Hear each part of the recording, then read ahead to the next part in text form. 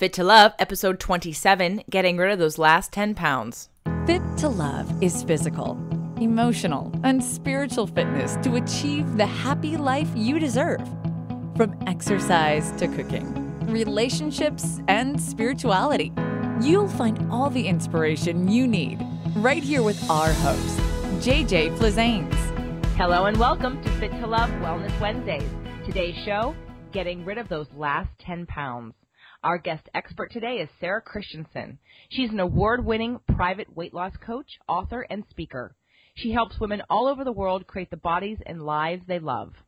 Sara believes that weight loss is truly a byproduct of deeper healing and loving, plus eating your veggies and breaking a sweat. Sara is a certified health coach through the Institute for Integrative Nutrition and a board-certified health practitioner through the American Association of Drugless Practitioners. She's also a personal trainer, Zumba instructor, and spinning instructor. Sara has her Bachelors of Science degree from St. Cloud State University. Prior to her health and wellness ventures, Sara founded and was a CEO and president of alwaysBEthere for 10 years.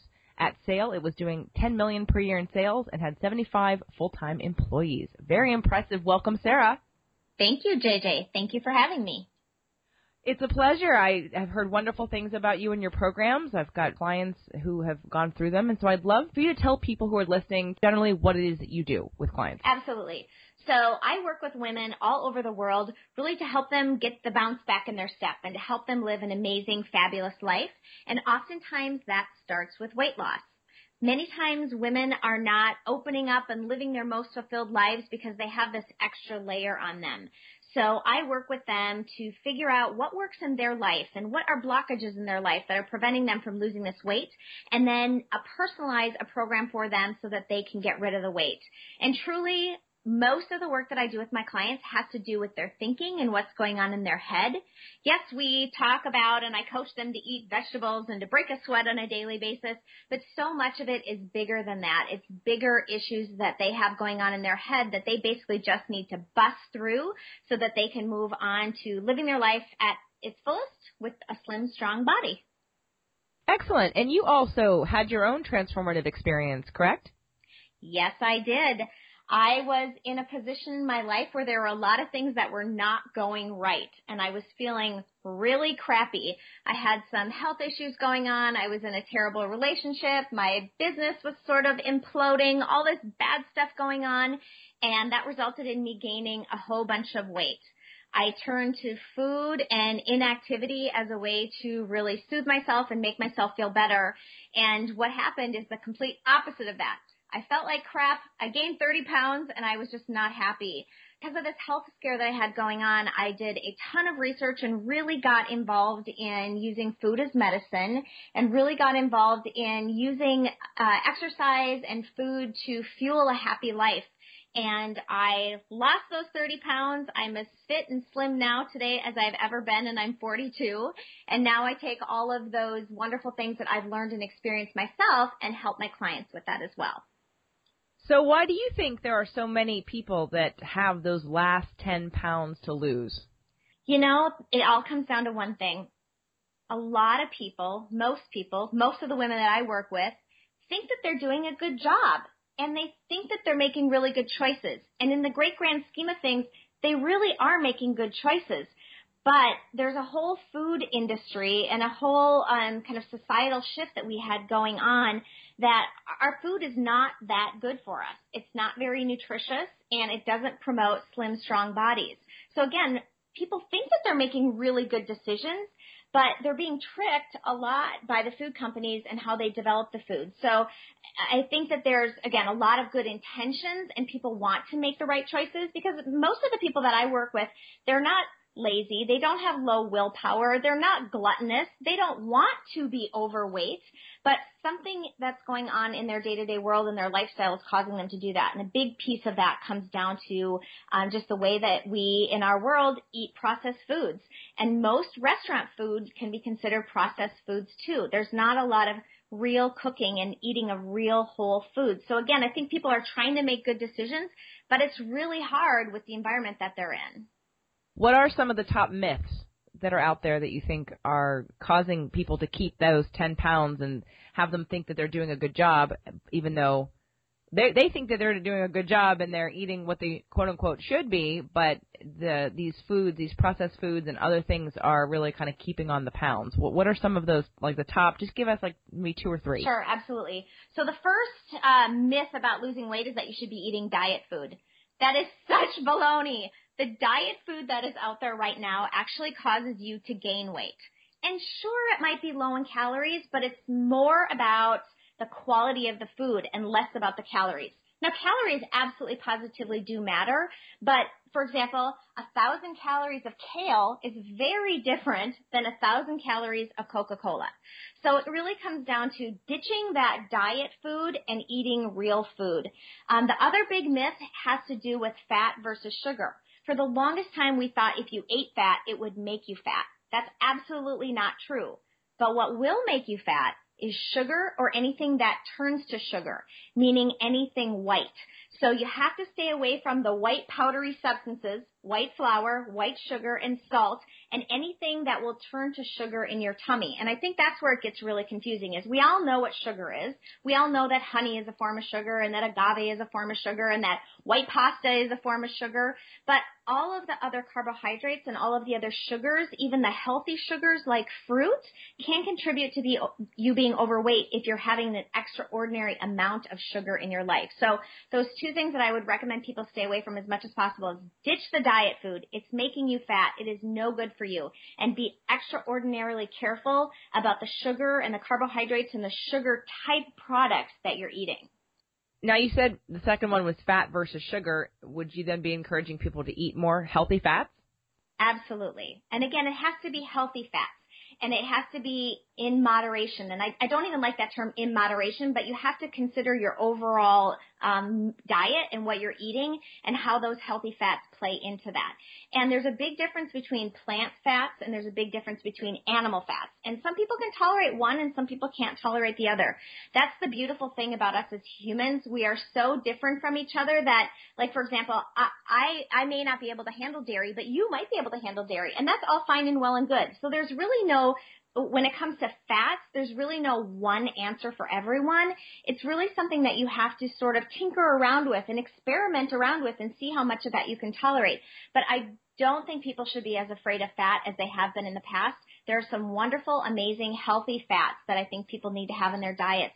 Beautiful things like olive oil, like coconut oil, like avocados and avocado oil and macadamia nut oil. There's all these beautiful oils and fats that are good for us. But again, we can't be pouring a quarter cup of olive oil on every single one of our salads and expect to be losing weight. It all has to be done in terms of a smart kind of consumption and smart planning.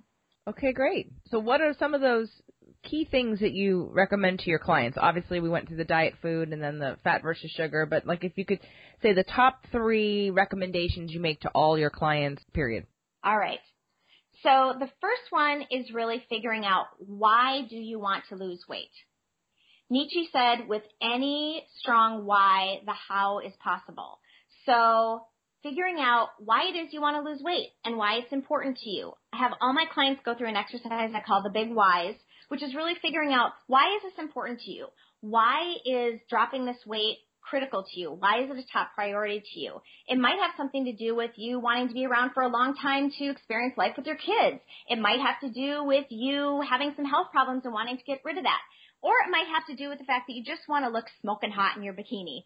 Whatever that why is, you have to figure that out so that it can drive you and it can carry you through and it can help you in those times when you'd much rather have a piece of cherry chocolate cheesecake than an apple.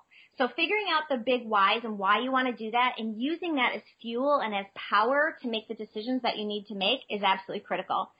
The other top thing is to really eat simple. I think we've overcomplicated food and we've made it to be something that takes a lot of time, takes a lot of money, takes a lot of effort and energy. It doesn't have to be that way at all. Keep your food simple. Eat real, whole foods. They're not sexy, but this is what makes you healthy. It's veggies, it's lean protein, it's fruit, it's whole grains, and it's a ton of water. Now, combining those things in certain kinds of ways can be kind of sexy and yummy, and you can create amazing, easy recipes and dishes with those, but just keeping your food as simple as possible. Every single meal doesn't have to be a big gourmet type meal. I always recommend to my clients that they treat routine meals like a routine. Like breakfast on most days and lunch on most days does not have to be an extravagant affair. So pick a couple of things that you like a lot and repeat them on a regular basis. Like, for example, if you like egg whites and veggies and you like, say, green juice and a hard-boiled egg for breakfast, just rotate those every other day. Repeat those meals. Keep it super duper simple. Food has gotten so complicated, and that's created this whole obesity epidemic that we have going on. But if you ate really simple, if you ate like your great-grandmother did many, many years ago, you wouldn't have this extra weight. The last thing that I recommend to my clients, and I recommend to everyone really, is find some sort of a physical activity that feels like play to you, that feels like recess, so that it's actually fun and it's something that you look forward to doing. I think we've been conditioned to think about exercise as drudgery, as something that you have to go through and feel the pain so that you can get skinny. It doesn't have to be like that at all. Exercise can actually be fun and silly and can make you laugh, but it's different for everyone. Some people like to go into a Zumba class and just shake their booties and laugh and listen to loud music and be crazy. To some people, that would sound like pure torture. Those are the people that may want to try something like, walking on their own or doing a yoga class or doing a DVD at home. So you have to figure out if you want to be around other people, what the pace you're looking for, whether you want music involved, just, what you like. And again, treating it like recess, treating it like playtime. Because think about when you were in second grade and you went to school, what is the one thing that you look forward to the whole entire day? Well, of course it was recess. You wanted to go out and play. What if your exercise, your workout was that? What if you woke up every morning and said, I cannot wait to go do that bar class, or I cannot wait to go to my run today. I'm so excited about that. Then what happens is you start treating your body and your workout time as a sacred kind of space. It's something that you look forward to, that you want to do, and it's you get to experience all these amazing things about your body being alive and the way that it operates, versus that mentality of, oh God, I have to go to the gym, I have to get on the treadmill, I have to do this, it sucks so bad, I don't like it. So by treating it as play and treating it as recess, it's something that you actually want to do. So just, those three tips again are figuring out what your big whys are. Why do you want to lose weight? Why is that important to you? And reading those on a regular basis, and reading those especially when you want to give up. When you want to have a cheeseburger, reminding yourself that that cheeseburger isn't worth it. It's not more important than what your big whys are. Second point is to just eat whole, real foods and keep it simple. It doesn't have to be extravagant. It doesn't have to be over the top. It doesn't have to be something that takes a lot of time, money, or energy. Keep it super simple. And then again, look at your workout time as recess. Figure out what that play time is for you. It's not the same for everyone, and it takes a little experimenting to figure that out, but an easy way to do that is to think about what you liked to do when you were a child. What were those fun activities for you? Did you like to bike? Did you like to run? Did you like to hang out with friends? And try and translate that into an adult type of activity, an adult recess and playtime. Do you find that when your clients start doing more physical activity, obviously they start out feeling like it's playtime and they're gravitating towards the things that they like? All exercise isn't created equal, so obviously at some point in time, maybe there's a plateau or there might be a need for a different kind of exercise to get the kind of results that they may be looking for. Do you find that your clients transition emotionally into being more open to other exercises? Absolutely, positively. Once they've seen what exercise can actually do for them and that it doesn't have to be torturous, they're much more open to things. I've had clients who recently tried Zumba classes that when I first started working with them a few months ago, they were like, there's no way I'm going to a Zumba class. There's no way I'm going to go dance in front of a mirror with all these other women. But once you open up and again sort of see what an amazing machine and an amazing creature your body is and what it can do and what it's capable of, they're much more open to try other things. And I always start them with something that they love and that they're open to, but always work in other kinds of things because I want to make sure that they're getting their cardio, that they're getting their strength training, that they're getting their flexibility. And you have to do different kinds of things to work those different systems. So yes, I will make recommendations that they branch out and try different kinds of things, but it's a matter of getting them started so that they open up their mind and they see, oh my gosh, this is fun. This is kind of cool. This is great. I'm totally open to trying other things. But just getting the ball rolling is usually the hardest. And then them being open to try new things actually really comes naturally because they're feeling so good about themselves and they've tried something that worked for them. So they're open to trying something else again because they have hope that that will also be fun and that that will also work for them. And they will have hope that it won't suck. What do you think is the time frame from someone saying, okay, I have these last 10 pounds to lose and I've been frustrated and I've tried it myself and I think I'm doing everything right, and then I start working with you and I do these top 3 recommendations. What do you think the time frame is that A, they lose the weight, and B, their mindset changes into, like you just said, being more open to try new exercises or maybe cooking more and eating better foods or being more interested in eating simple but also integrating, being more involved with their foods? Absolutely. So it happens really fast. Like in the matter of days, I see huge shifts happening with my clients. And there's one reason and one reason only why it happens so quickly. Because it's more pleasurable than painful for them. It's more pleasurable to actually eat a meal that's made out of whole, real foods and not have like tummy distress going on. It's more pleasurable for them to have this gigantic boost of energy that they just got after taking a group fitness class. Like, oh my God, I had no idea that outputting that energy would bring me so much energy. So the shifts start to happen really fast. And I'm not saying that there's not bumps or times where they like say, hey, I want some French fries today, or I don't want to do my workout. That's just a natural part of the process. But because you can make the weight loss process actually more pleasurable than painful, these shifts start to happen right away. And in terms of the actual results, most of my clients lose 10 pounds in the first 30 days. And that's just because we're shifting their lifestyle away from some of this processed food, some restaurant food, some inactivity, into really detoxing them out of the lifestyle that they were in before, but also to just detox them from the stuff that was in their body from eating all the processed foods, the chemicals, the preservatives, the pesticides, all of that kind of stuff. And I'm a huge fan of working these type of lifestyle changes into the life that you have. If it does not work for you to do a workout at 6 a.m.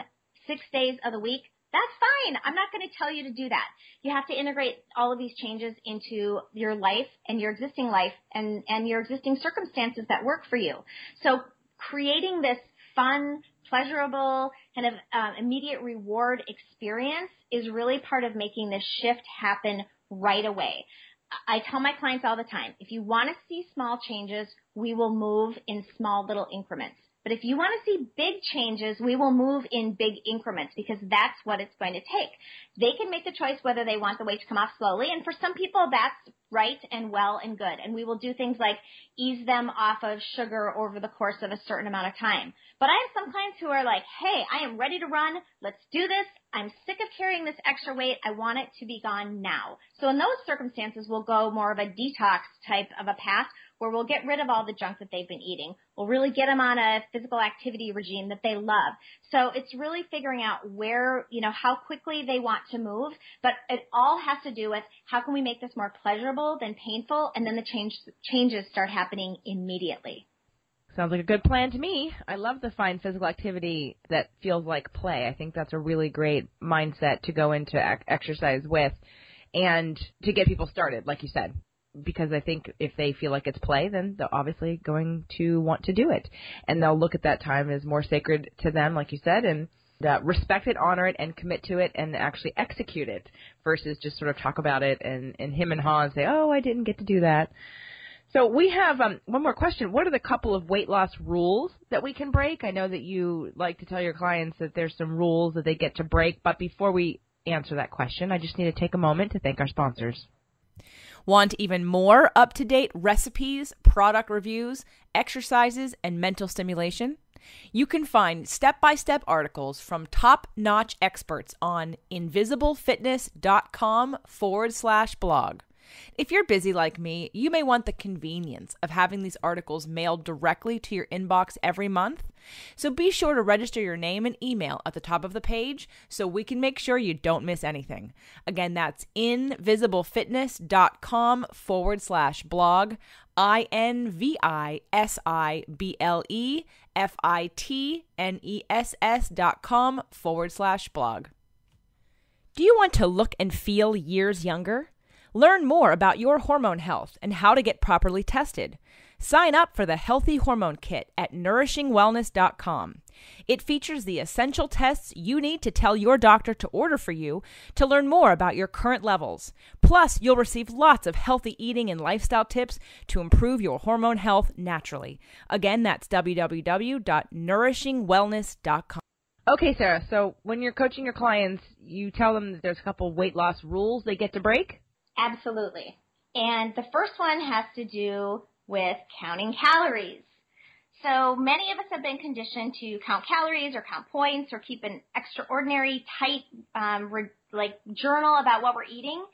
And while that works, it doesn't work if you're counting crappy calories. And what I mean by that is trying to play this game and trying to trick your calorie counting, if you will, by eating things that have low calories. And the things that I'm talking about when you play the game are things like sugar-free Jell-O, for example. Sugar-free Jell-O has 0 calories. It should be a good thing, right? It should be something that fits right into your calorie counting and should be a winner-type food. It's exactly the opposite of that. Sugar-free Jell-O or any sort of sugar-free, 0-calorie food is loaded with chemicals and loaded with artificial flavorings and sweeteners and preservatives and all of that junk. So I don't want my clients counting calories if they're going to play that calorie game. Now, again, calories do play into weight loss, but if you're eating whole, real foods, you may not have to count your calories. Like I said, 1,000 calories of kale is very different than 1,000 calories of Coca-Cola. And if you eat 1,000 calories of kale, I guarantee your body is not going to go into fat storage mode. It's going to do other kinds of weird things because 1,000 calories of kale is like a mountain of kale, but it definitely will not go into fat storage mode. So the first rule to break is don't count calories if you're just going to be playing that calorie game. It has to come down to nutrients and calories to actually affect weight loss. The other rule to break is to stop comparing yourself to other women and other people and stop reading all of the crazy weight loss articles and women's magazines that talk about weight loss. It does one thing and one thing only, and it makes you feel badly about yourself. It's not useful to see pictures of women who have been prepped for photo shoots with a ton of makeup, who have been photoshopped, who have really good lighting and really good photographers. It does not make any sense at all to compare yourself to those women because, quite frankly, those women don't even look like themselves in person. So I recommend to my clients to stop reading all of the health and fitness women's types magazines or blogs or books, just to park those things for a while, hopefully permanently, and stop comparing yourself to those because those are not real images and you're going to fail if you're trying to reach that type of a physical appearance. So putting that crap away and stop reading those things is one of the biggest weight loss rules that I have my clients break. That's interesting. I can definitely hear why that's important and why you would recommend that.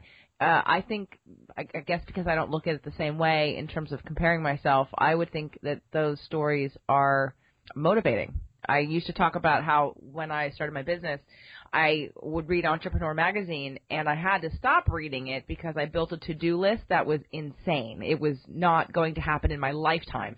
Every page that I turned, I'd get a new idea, and I'd write down the idea, and I'd think, oh, my God, I have to do that. That's amazing. Oh, I have this great idea. But I have so many ideas, and they're not all supposed to come to fruition. But I had to put the magazine down because I felt bad I couldn't keep up with my own ideas. But then later, what I realized is that when I looked at the magazine, it was about reading the success stories to learn about what's possible, because I didn't even know some of these things were possible that people are doing out there in business. So I what would you say to someone like me who's saying, well, what if I just want to get motivation and I don't take it so seriously? I think if you don't take it seriously, it's not necessarily a bad thing, but you have to realize that what you're looking at in most magazines is not reality. Again, the models have makeup on, they have body makeup on, they have amazing lighting, they have amazing photographers, there's Photoshop. It's not reality what you're looking at. I love a good before and after story. I mean, I love seeing people who have lost weight and how their lives have changed. I think those are amazing and inspiring. I'm just cautioning to be careful about comparing yourself to stuff that's not real, or to reading magazine articles about celebrities that talk about this incredible weight loss they've had. You know, there's like, I've lost 30 pounds in 30 days kinds of stories. Those things are setting yourself, if you're reading those things and that's what's in your head and those are your expectations, you're setting yourself up for failure, which doesn't help with weight loss at all. So again, I love a good before and after story, but I think you just have to be careful about looking at what's real and what's not real and not comparing yourself against the stuff that's not real. Oh, no, I understand. I agree. Definitely don't compare yourself to celebrity and model images and magazines and on absolutely photoshopped completely.